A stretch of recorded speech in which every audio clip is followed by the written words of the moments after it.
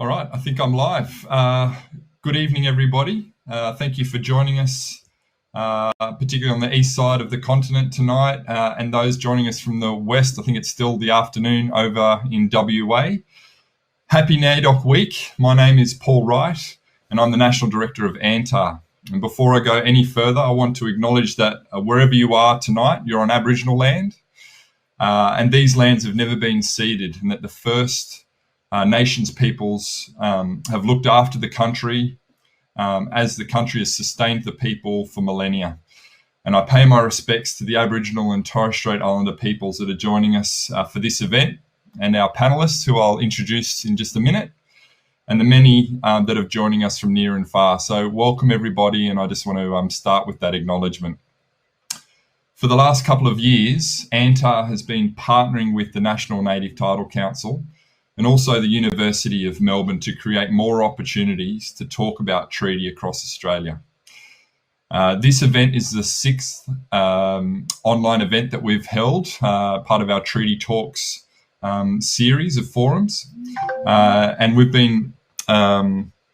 we've facilitated these 6 treaty conversations over the last 12 months. We tried to put on a National Treaties Summit last year, but obviously the COVID event gazumped us there. So this has been a way that we can continue those conversations while we've all been in different periods of lockdown. So it's really pertinent this year with NAIDOC Week being about Heal Country, that when we're talking about treaty, that we focus on the relationship between treaty and cultural and environmental heritage protection. So in this discussion tonight, we're going to be focusing on that. We've got some great expert speakers that we're going to be having a conversation with. And so I'm very pleased and honoured to welcome, firstly, Dr. Poelina. And some of you might have seen Dr. Poelina today on the Regenerative Songlines conference that they were hosting today. It was a fantastic event. Dr. Poelina is a Nyikina Warrwa woman in the Kimberley region of Western Australia, and Anne is an active community leader, human and earth rights advocate. She's a filmmaker and a respected academic researcher with a Doctor of Philosophy, a Master of Public Health and Tropical Medicine, Master of Education, Master of Arts with Indigenous Social Policy, and submitted for examination PhD in Health Science, the Martuwarra First Law Multi-Species Justice Declaration of Interdependence, Wellbeing of Land, Living Waters, and Indigenous Australian People. Anne was a signatory to the Redstone Statement in 2010. She is a 2011 Peter Cullen Fellow for Water Leadership. And in 2017, she was awarded a laureate for the Women's World Summit Foundation in Geneva, and elected to the chair the Martuwarra Fitzroy River Council in 2018. Anne is adjunct professor and senior research fellow at Notre Dame University, and a research fellow with the Northern Australian Institute at Charles Darwin University. Anne is a visiting fellow with the Crawford School of Public Policy at the Australian National University in Canberra and the Australia Water Justice Hub to focus on Indigenous water valuation and resilient decision making. So that's only scratching the surface, Anne, but you're very welcome. Thank you for joining us tonight, and we're very pleased to have you. Next, I'd like to introduce Dr. Erin O'Donnell. Dr. O'Donnell is a water law and policy expert focusing on water markets, environmental flows, and water governance. Erin has worked in water management since 2002 in both the private and public sectors. She is recognised internationally for her research in the groundbreaking new field of legal rights for rivers and the challenges and opportunities these new rights create for protecting the multiple social, cultural and natural values of rivers. In 2018, Erin was appointed to the inaugural Djabwurrung Council, the voice of the Yarra River, and for the last 3 years, Erin has been working in partnership with the traditional owners across Victoria to identify law and policy pathways to increase Aboriginal access to water. Very welcome to you, Erin. So thank you for joining us tonight. I'm pleased to see Ivan Ingram's joined us. We're having a little technical difficulty getting Ivan online, so great to see you, Ivan. Ivan is a Wiradjuri and Filipino man from Parkes, New South Wales, and he is currently the Chief Operating Officer for the Australian Indigenous Governance Institute. Ivan's professional background has been in the practice of native title law, and particularly in native title determination applications, as well as holding an academic position with the Queensland University of Technology across the areas of native title, human rights, and legal research. Ivan is active in raising awareness of the important role that Aboriginal and Torres Strait Islander legal professionals play in the practice of law, and particularly in those areas that impact on Indigenous people. So a big welcome to you, Ivan. Thank you for joining us. Finally, you can't see his face just yet. He's stuck in Melbourne traffic, but we will see his face pop up shortly. Very pleased to welcome to our panel tonight Mr. Jaime Lowe. Jaime is a Gunditjmara Djabwurrung man and CEO of the National Native Title Council. And Jaime is an elected representative on the historic Victorian Treaty Assembly, an elected chair of the Treaty Negotiating Framework. Jaime has a background in both government and non-government sectors and has expertise and skills in management, strategic planning, governance, and economic development. Jaime believes that creating economic independence and maintaining and growing cultural identity are key to creating self-determining nation of First Nations peoples, and he continues to advocate for the rights of First Nations peoples both in Victoria and across the country. So big welcome to you, Jaime. We can't see you yet, but we can definitely hear you on the platform here. So thank you all again for joining us. And before I start off the conversation, I just wanted to encourage all those that are logging in to watch the conversation tonight. You've got an opportunity to be asking questions. We'll make some time towards the end of the hour for some questions from those that are viewing from home or at the office. So we'll make time for that as well. So please start putting in your questions and we'll try and get to as many as we can. So without further ado, I'm just going to start off tonight by asking each of you, and I might start with you, Anne, if that's okay, just to give a bit of a reflection briefly on the last 13 months, particularly since we saw the travesty that was the destruction of the Juukan Caves over your way in WA. So what change or impact have you observed in this last 12, 13 months, Anne? Yeah, no, look, thank you for the opportunity to share. I just want to acknowledge that I'm on Juukan and Yarra country because country is an active actor and it's listening to me, so I don't want to be disrespectful. So in terms of the Juukan Gorge, I think basically what that did was it brought global attention to our nation in terms of how we have failed as a nation to protect the oldest form of human thought in the Juukan Gorge cave. So we have willfully destroyed an ancient memory that is no longer able to be transferred intergenerationally. Then you've got the call for the inquiry into the Senate inquiry into Juukan Gorge, which is still proceeding and has had several expert witnesses presented, as well as a whole array of submissions. And then you come back to Western Australia, where we are shaping up the Aboriginal Cultural Heritage Bill to, in a way, from what I hear of the federal inquiry, we were to learn how not to repeat the mistake of Juukan. And what we're seeing is a total disrespect for Aboriginal culture, Aboriginal law, Aboriginal spirituality and religion, because we've got a bill that is not fit for purpose being pursued through the Parliament, and Aboriginal leaders are very, very concerned that it will not prevent the same occurrence, and that we as a nation should be rallying around West Australians to get this bill right and fit for purpose. So we're in a bit of a stalemate at the moment where the government is telling Indigenous leaders, Indigenous people, our lands and living waters, that the bill that we're to inherit is the bill that they want us to have. So there's a very big conversation arising where Indigenous people do not believe that we are going to learn from the lessons of Juukan Gorge, and in a way we've been fast-tracked into multiple scenarios of that same event occurring.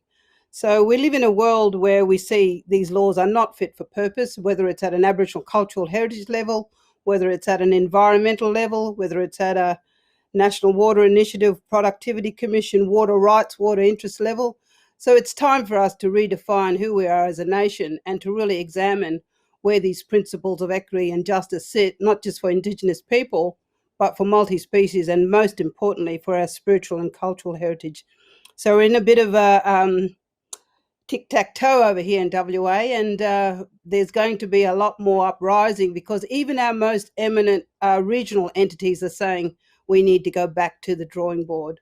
Unless we have a power veto to be able to stop these sorts of destructions, all we can see is that this bill has been developed for unjust development, and we want to see just development. We want justice, we want equity, and we want reform, and we want it reformed right now. Thank you. Thanks, Anne. That's great. And yeah, there's some skepticism there about, I guess, the response so far, and I think that's well-deserved skepticism. And I'm sure that, I mean, I observed it here at ANTAR, and a lot of our supporters were just unaware and absolutely shocked, and we probably shouldn't have been, about the terrible state of the existing protections in the states and territories. Erin, I might come to you for your reflection, I guess, over the last 13 months. So thank you so much for having me here tonight. It's an absolute honour to join this conversation. I would also like to begin by acknowledging country. I'm speaking to you from Wiradjuri country tonight, and I pay my respects to their elders past and present, and I acknowledge that they've never ceded their rights to lands and waters. I think when I look at the last 12 months and the furor that has been created, and I think Anne's right, it has really given a lot of global attention to Australia's absolute failing to protect tens of thousands of years, the oldest living culture in the world. So when we look at that, the big takeaway for me is that no laws were broken. The Juukan disaster was an absolute failing of the legal system. And it's not a failing that the legal system is particularly good at holding itself accountable for, because it was lawful. So I think that's the takeaway lesson for me, possibly because I'm a legal scholar, but I think what it points to is the need for really strong, as Anne says, fit-for-purpose laws that actually deliver protection for cultural heritage. And more than that, more than preserving this heritage or seeing it as a matter of history, recognising that it is alive, that this heritage is something that is part of culture today, that is part of community and cultural practice in the now. And we need proactive management. We need to be, I think, challenging the jurisdictional questions around who has control over the way that the cultural heritage is managed and cared for. And that, I think, takes us directly into the treaty question. Absolutely. Thanks, Erin. I might come to you now, Ivan. Yeah, if you could just reflect, just as a bit of an opening comment on your observations from the last 13 months. Yeah, no worries. Thank you again for having me this evening. Apologies for the technical difficulties at the beginning. Would think that after all of these months, I'd be much better at it now. But anyway, I'd like to acknowledge country where I'm currently on. I'm in Turrbal country. I'm currently in Meanjin or Brisbane. So welcome from here. So I guess I'd like to sort of pick up on some of the points that Anne mentioned at the beginning around sort of the urgency for these reforms that are being proposed for the protection of cultural heritage, or as what we always see when it comes to the responsiveness of government when they go to legislate for change in response to these very public and sort of devastating moments. There's an urgency by government to legislate for change in these instances, but there's never really that same urgency when it comes to the other side of the equation when traditional owners are asking for protection. So we've seen that in the Native Title Act and the various amendments over the years. It's for certainty and guidance for the non-Indigenous actors operating in that space. And cultural heritage is another one of those areas where the law is really to provide that sort of playing field for non-Indigenous actors to enter into and have access to our country for development. So I've really seen that this urgency needs to be tempered with really robust conversations and starting from scratch of how do we protect culture and how do we protect our heritage rather than how do we fix this current system that we've got now. So I think that reset suggestion is warranted and definitely something we've been calling for a number of years, particularly here in Queensland. We've also had similar moments like that with our law reform in the last couple of years. And the other thing I'm seeing is in the last couple of years with these public moments where there's been damage to country, that permanency is devastating to the core of our people's culture and being. There's been the growing conversation at a national level. We just look at, the Uluru Statement from the Heart, the call for treaty across a number of states and territories, the Black rights movements. There's been the collective engagement with Aboriginal and Torres Strait Islander lived experiences and legal realities, and that's shifted up quite a significant amount in the last couple of years. And I think while there's quite varying views in that space, there's that collective education that's elevating to these issues. And we'll probably go through a few pressure moments yet, but I think with that growing education and awareness, we're navigating in a much better sort of pathway to eventually realise better outcomes for traditional owners. Yeah, absolutely. Thanks, Ivan. I guess there are some silver linings from the loss, but yeah, we really need to make sure that we're following through on that. Jaime, we can't see you yet, mate, but hopefully you can hear us and we can hear you. I'll come to you now, mate, for just your reflection. You've had a busy 13 months, I know. There you are. Hey, mate, welcome. Here I am. Thanks for bearing with me, everyone. Apologies, but I guess we can't do anything about good old Melbourne traffic. If we had control of that, I'm not sure we could do any better, to be honest. I did hear the question earlier and heard some of the introductory comments, particularly from both Erin and also and Anne.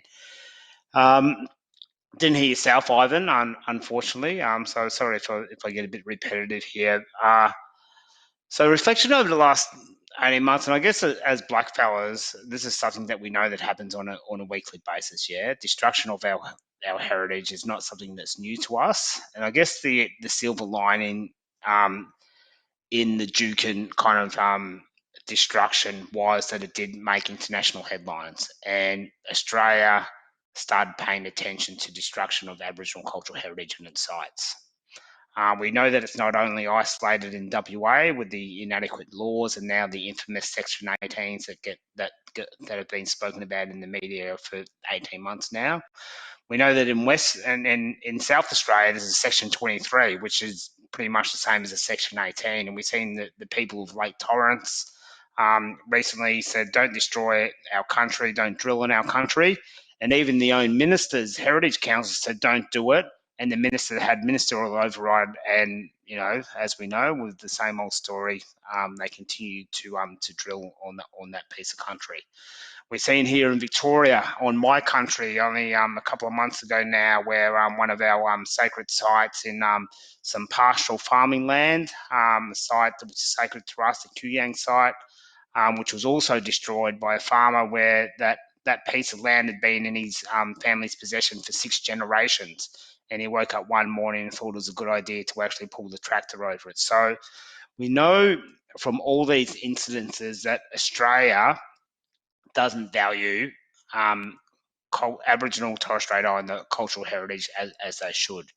And so, as I said, the lightning rod that Juukan brought, and one of the comments that Anne made was around holding up the mirror, and maybe this is an opportunity for Australia to hold the mirror up to themselves and start thinking about how we actually value Aboriginal cultural heritage, the oldest living civilization in the world, continuing practice, continuing culture. How do we preserve this and maintain this? I guess the principles of self-determination and self-government are keys to this, and Erin started talking about the treaty conversation, yeah? And I guess I'll probably leave it there and then maybe pick up on some of the treaty intersections later on and how we can have the ability to have not only just oversight and consultation, but have the ability to make laws that affect our people. And that's the key to this. Yeah, thanks, Jamie. Well, while we're with you, I might kick off the next question, start with you, and picking up, how Erin kind of finished her opening remarks. So, and you're obviously heavily involved in the treaty negotiation process down in Victoria, through your representation on the Assembly. What role might negotiated settlements, treaties, treaty processes play in protecting cultural and environmental heritage? I know it's a big question and there's lots of avenues for it, but just in your experience so far, what are the potentialities there? Well, I think at the heart of it, when we go down the path, and in Victoria, we've identified we not only want local treaties, we want statewide reform as well, and a statewide treaty with all First Nations people in the state of Victoria. And so the twofold of that, so the state treaty can examine particularly laws that directly affect us and sometimes indirectly affect us, because all laws affect everyone at various different times, that we have a say around those. And maybe sometimes not only do we not have a say, we actually have control of those laws. And I guess heritage law and protection, Aboriginal cultural heritage law and protection, is probably a really good example of that.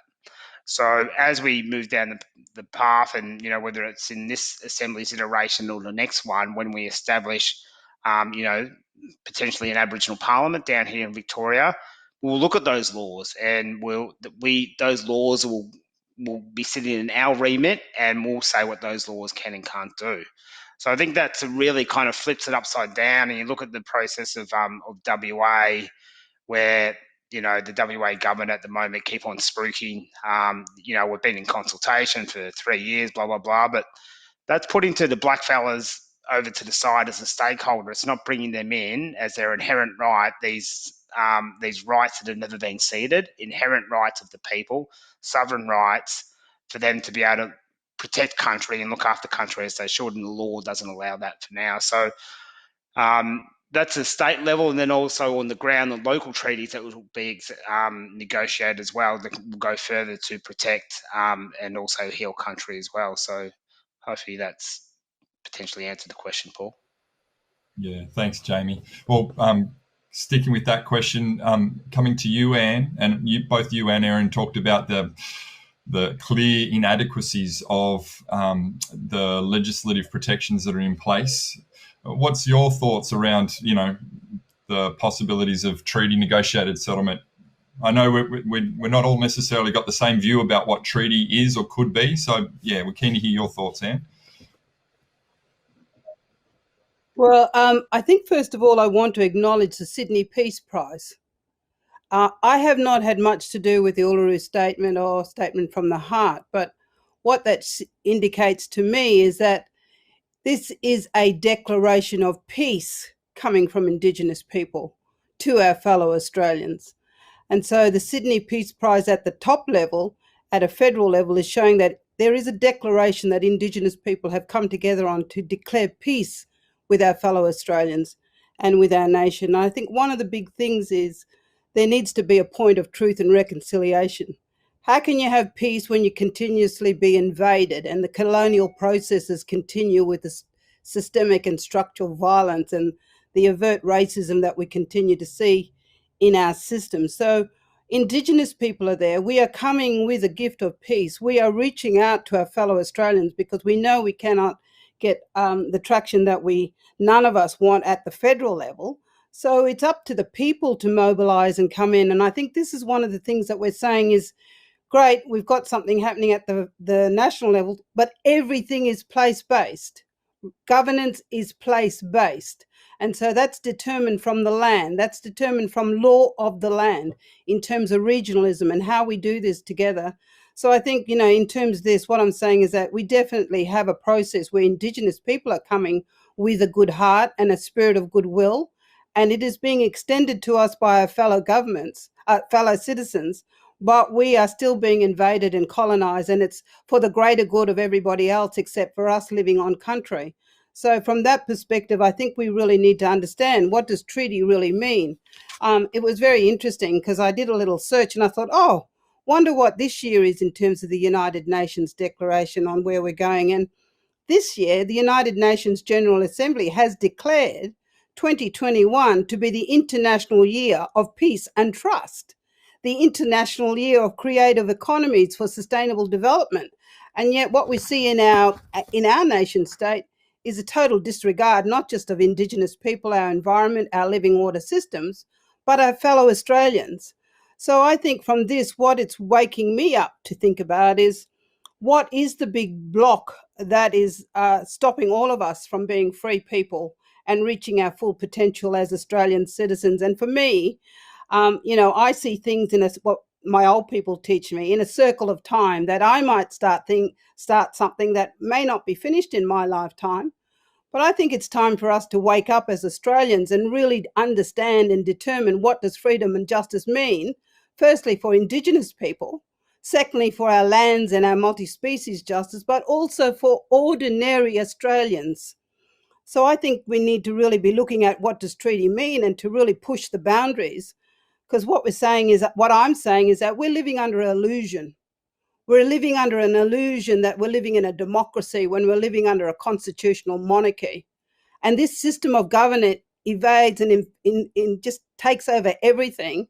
And I think it's time, if we're talking about treaty, one is definitely to move with the co-design principles that Indigenous people are negotiating and brokering at a regional, at a state, and at the federal level.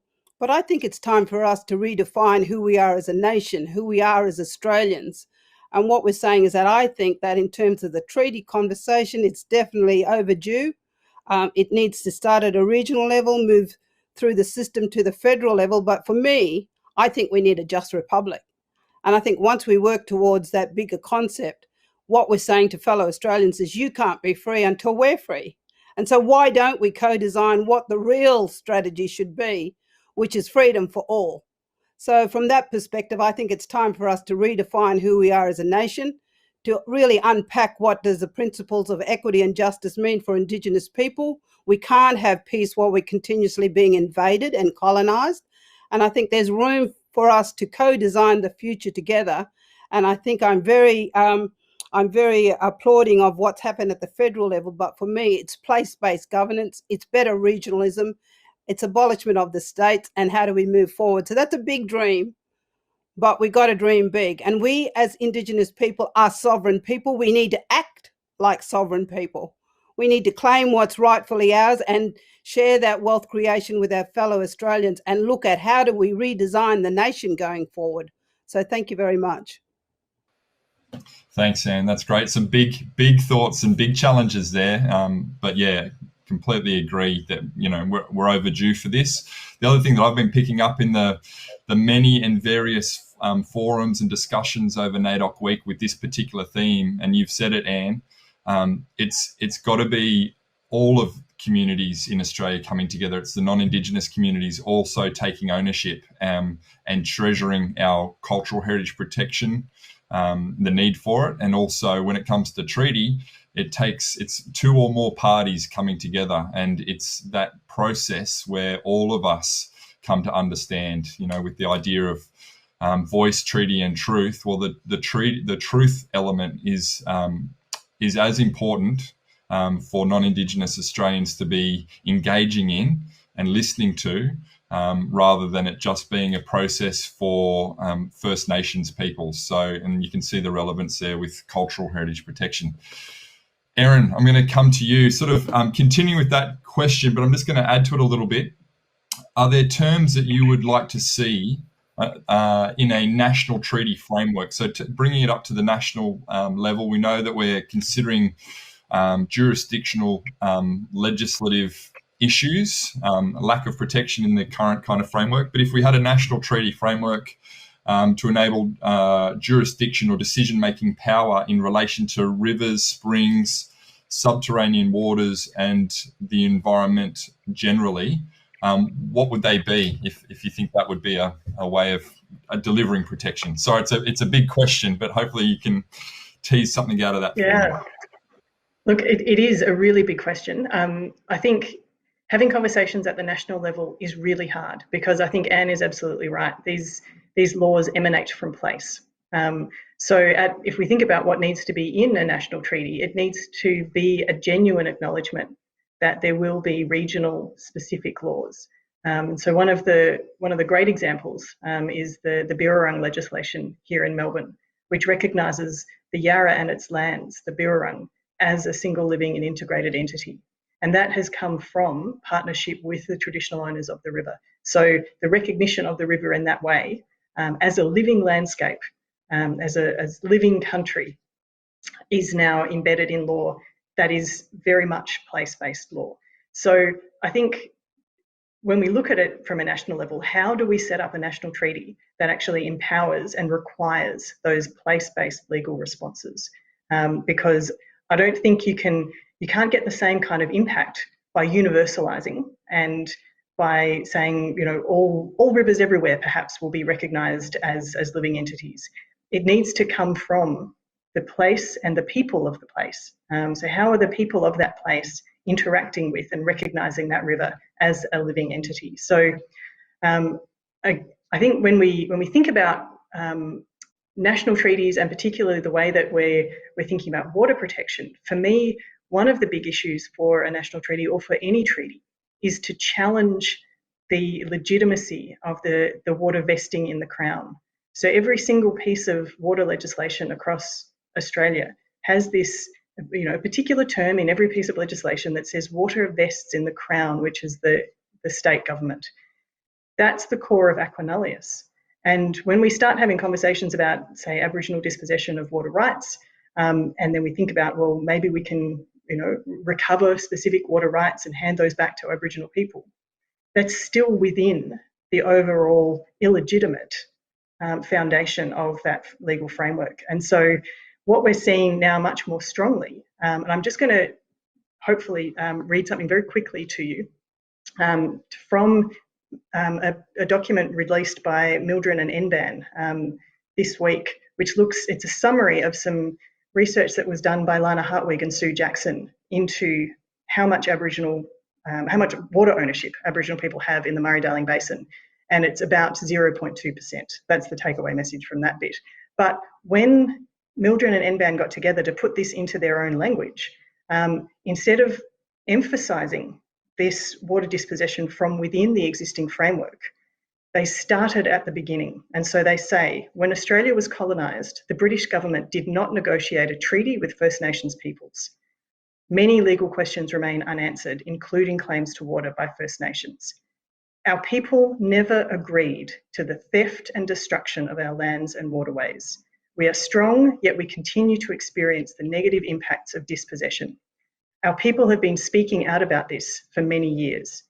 Government decision-making still does not fully consider how important water is for us and our country, and instead it prioritises everyone else over us. Currently, it is very difficult to enjoy our inherent rights to care for and benefit from our water. We ask governments and water managers to listen to and learn from the ways we manage water. They urgently need to increase water holdings among First Nations and traditional owners.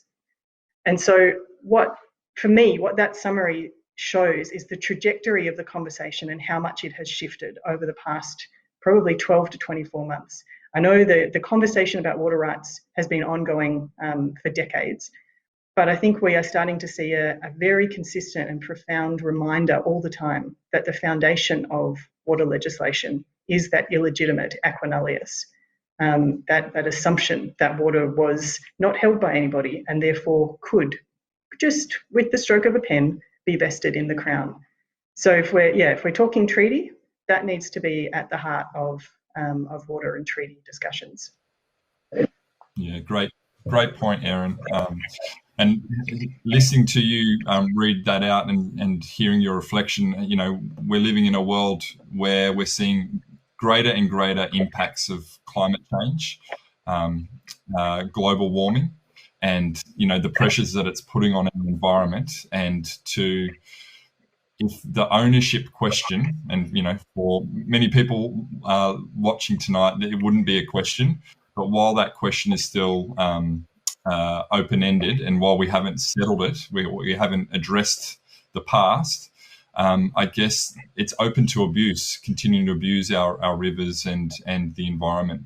Ivan, I'm going to come over to you now just to sort of pick up on this thread of the conversation, particularly reflecting on, I guess, with your experience coming from, native title practice, obviously the governance with the Australian Indigenous Governance Institutes, that idea of governance and getting it right in the structures and the frameworks and potentially at a national level and negotiated settlement.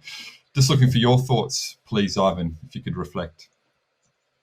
Yeah, definitely. And I think we've touched on a number of real key themes that that talk to the real unfinished business that we've got to deal with as a nation with our Indigenous peoples. There's many items that have been raised that we have been historically been disenfranchised from, our rights to country, to culture, heritage, our rights to water and our resources. That unfinished business really needs to be dealt with. And through this process, I think that's what will come to light. So with treaty, as Anne mentioned, there is quite a lot of varying views of what this might be and what it might entail. And I think it boils down to it's an expectation by many different people from very different places of what it could be and could involve.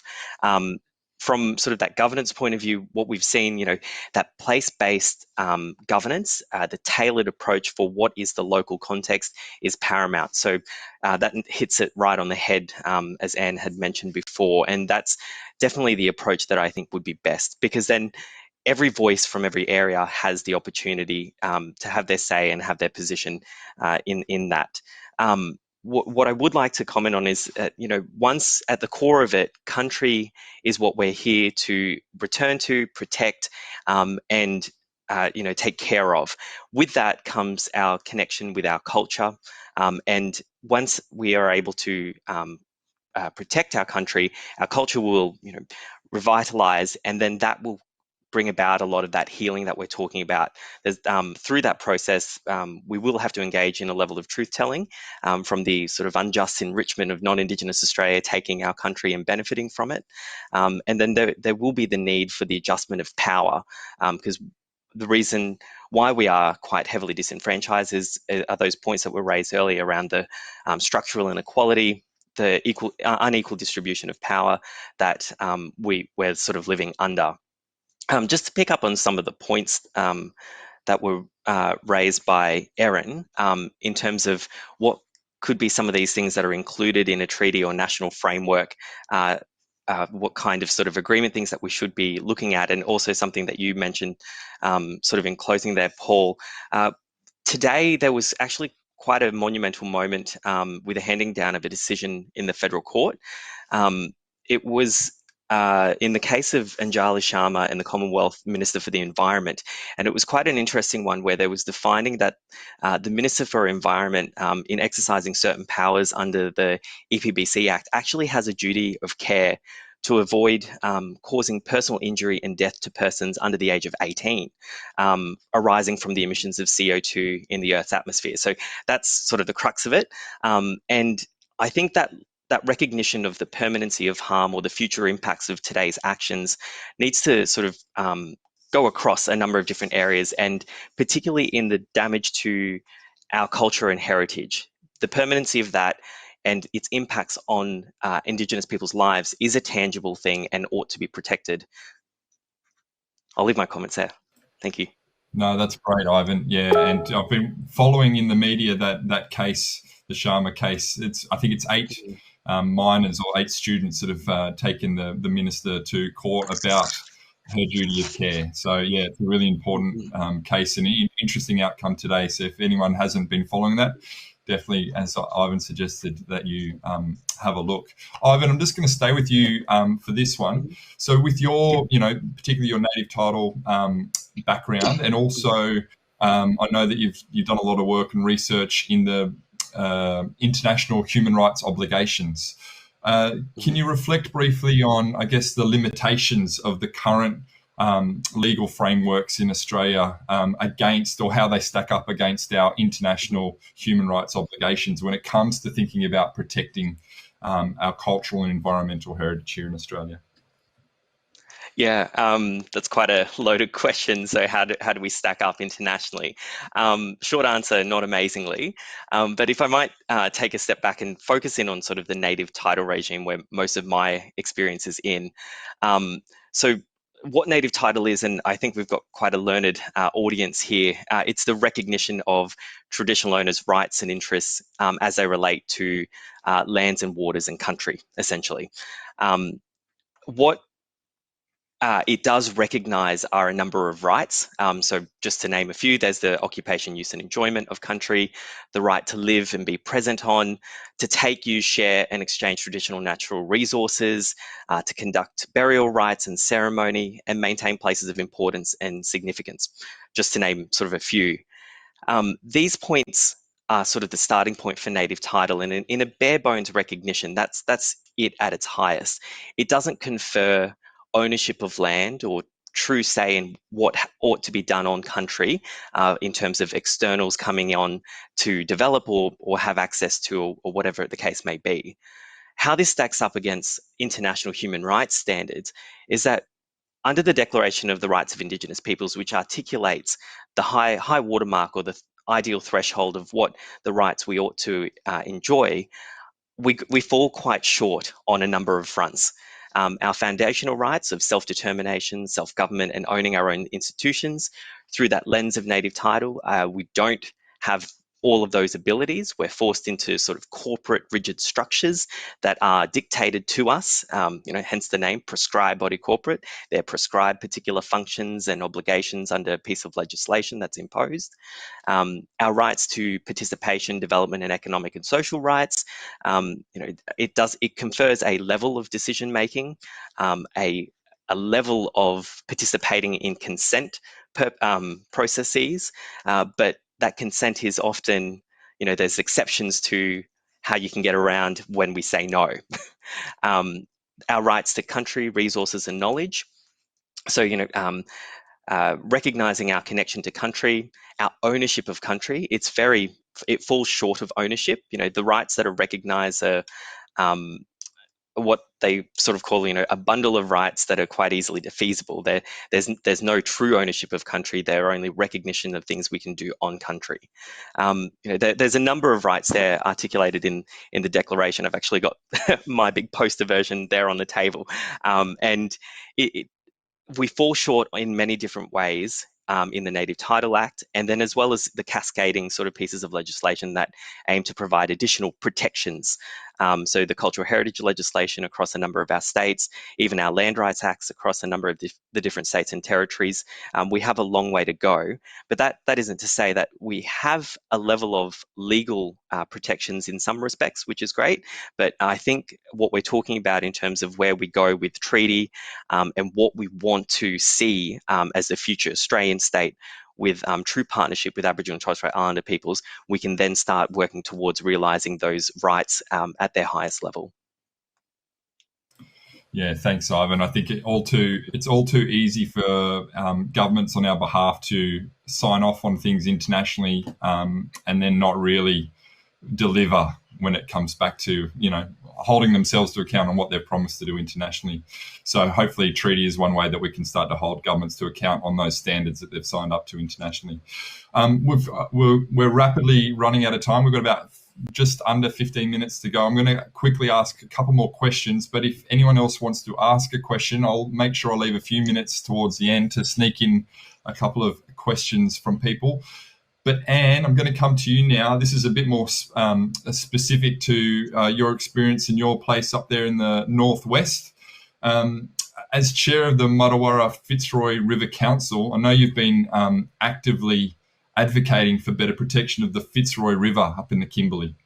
And I understand the traditional owners are fighting to avoid destructive government-endorsed development on the river. I hope I'm understanding that correctly. So just wanted to, get a bit of a take from you on what's happening up there, and I guess how we can support making sure that the river is protected.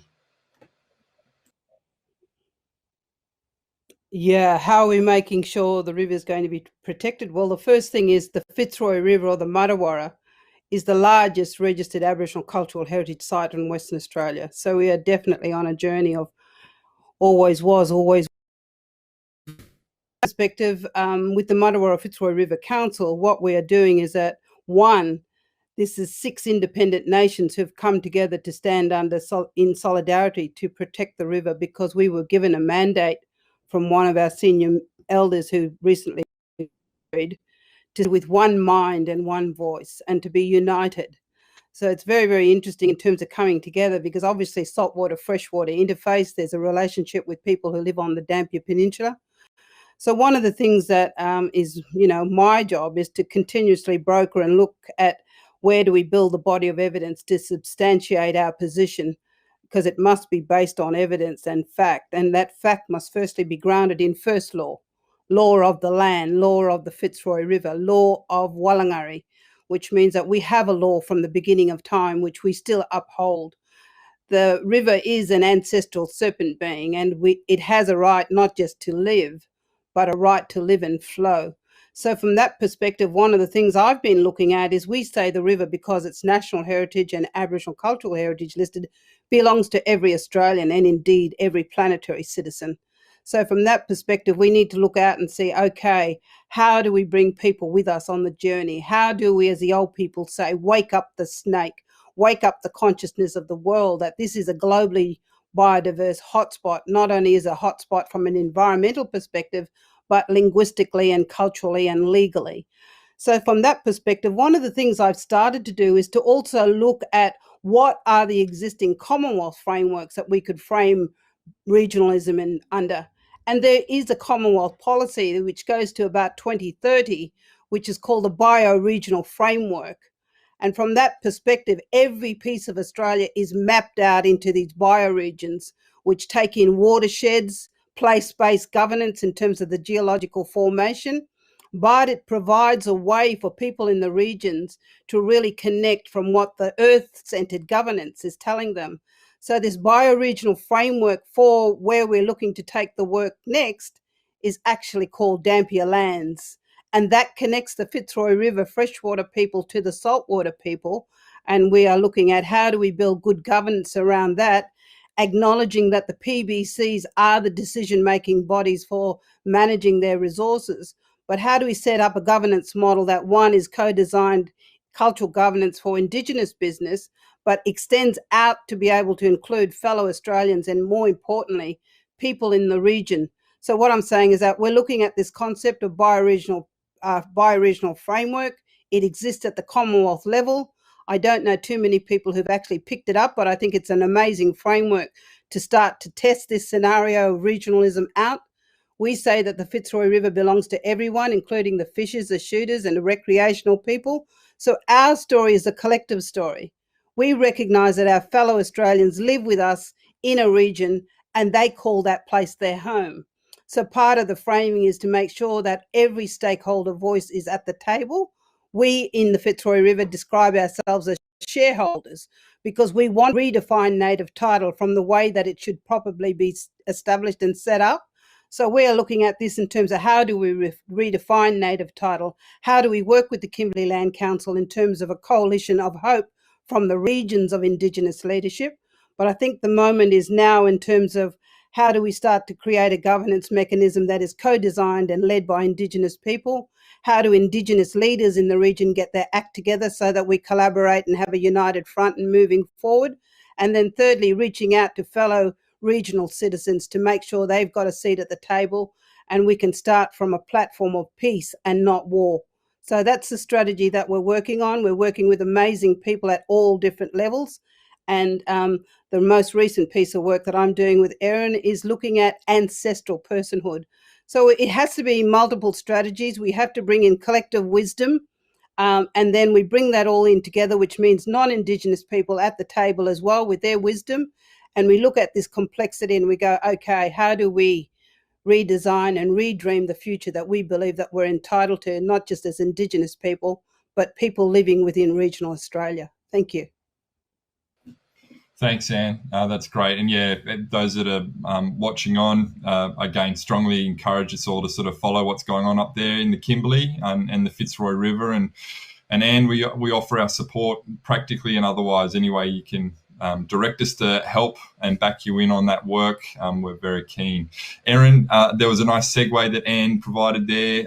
Coming back to you I wanted to know, and I've picked up on this over the years, the idea of rivers and, natural parts of the environment being given personhood. I think Anne mentioned that.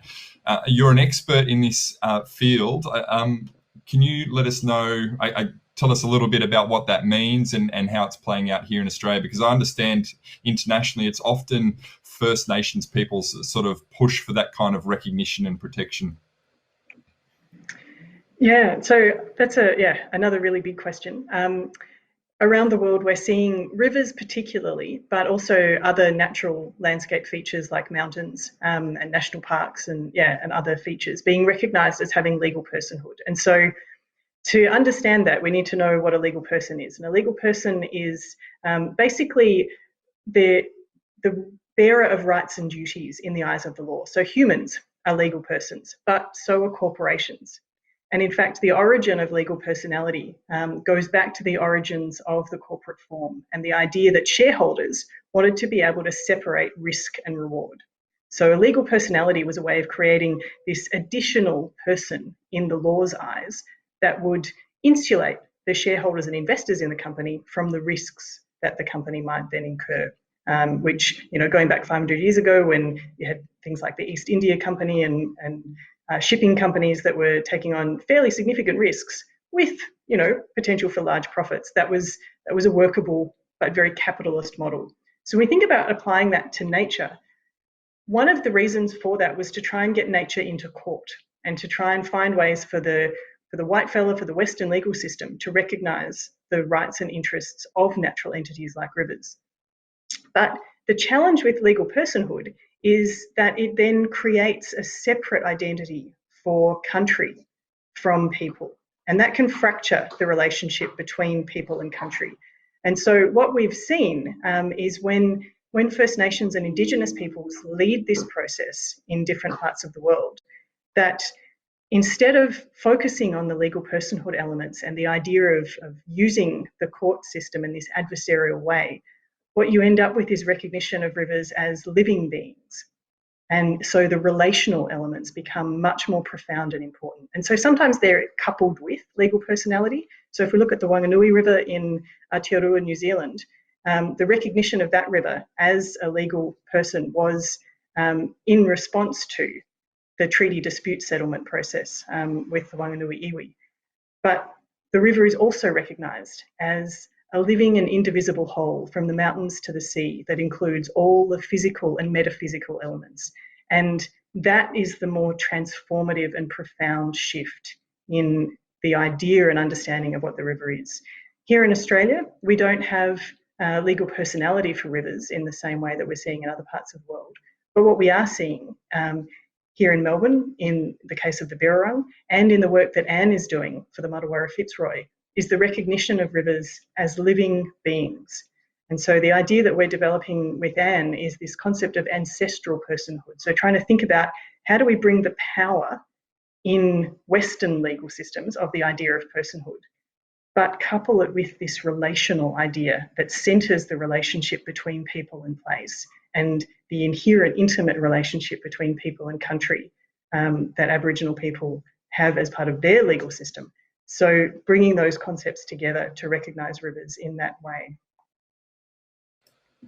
Thanks, Erin. Yeah, that's a real development internationally, and the work that you're doing and Anne's doing up in Fitzroy, I guess that offers a way that we can be following it here in Australia. And as you said so eloquently, Erin, it's more than just a legal strategy. It's actually just appreciating the treasure that is these, natural environmental assets is probably underplaying it, but these precious treasures that we have in our environment and appreciating them in this sense of personhood.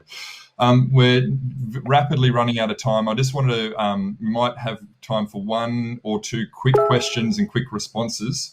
But Jaime, just as we get the first question from the audience up, one of the things that National Native Title Council and a bunch of the land councils have done in the last 12 months is sort of form the first People's Heritage Protection Alliance just wanted to quickly, 30 seconds from you. What's the idea behind that alliance, and what are the priorities and plans?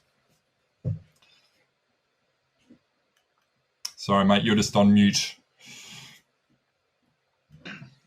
Well, there was a call to arms some 12 months ago on the back of Juukan. So people from around the nation, not only First Nations people but others, we've been getting a lot of interest from the investment community, representing, trillions of dollars across the globe.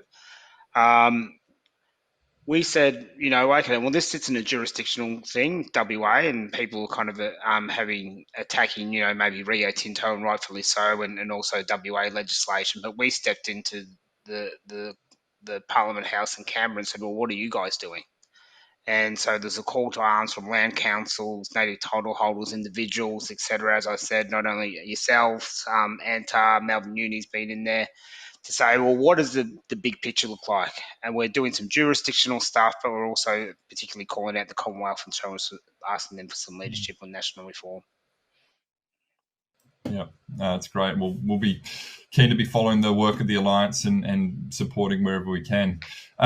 We've got one question here. It says, if climate change priorities don't stop the Woodside LNG gas plant on the...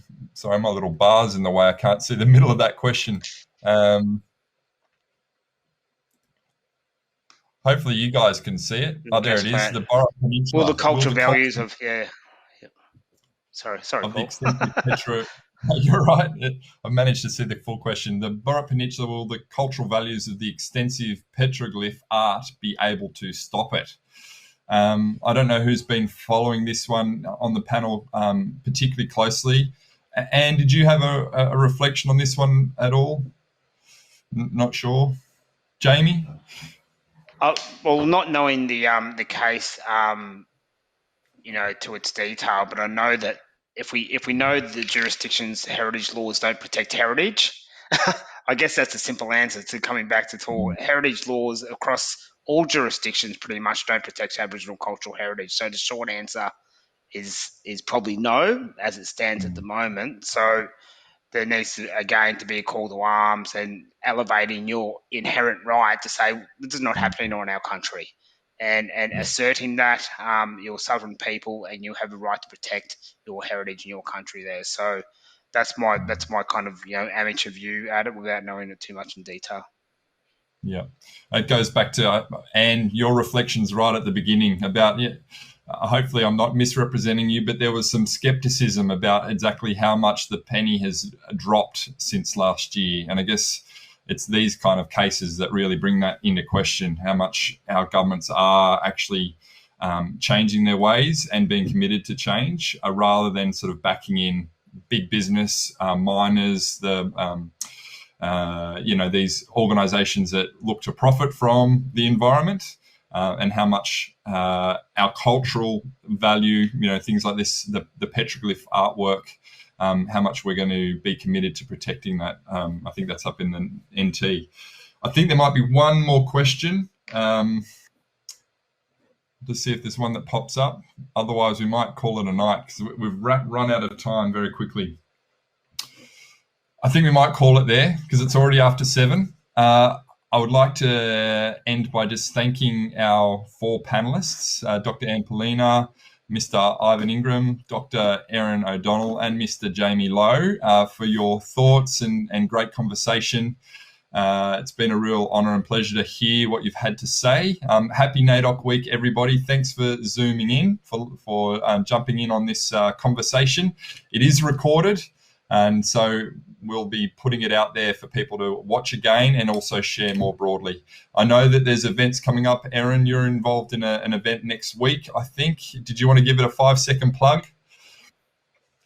Yes, I'd love to. Thank you. If you're free at 12:30 on Wednesday, the 14th, next Wednesday, please tune in for a fantastic conversation about water and sovereignty, and the role of research institutions like the University of Melbourne in healing country on stolen Indigenous land, and how we can put academia and research in service of a justice agenda. So definitely come along to that. It should be fantastic. I'm really looking forward to it. Thanks, Erin. Yep, I'm already registered for that one, and we'll make sure we share the details for you as well. And Anne, I know, as I said at the beginning, there was a great online conference this morning on regenerative songlines, I think it was called. I'm pretty sure you recorded it all, so we'll be keen to be sharing that out there so other people can get to enjoy all the great stuff that was shared. Is that right? It is recorded? Great, all good. Plenty to do, guys. Yeah, no, I said all good. There's plenty to do for all of us. Yeah, absolutely. Thank you, Anne. All right. Thanks, everybody. And until next time, have a good rest of NAIDOC week, and we will see each other soon. Thank you. Thanks, everyone. It's a pleasure.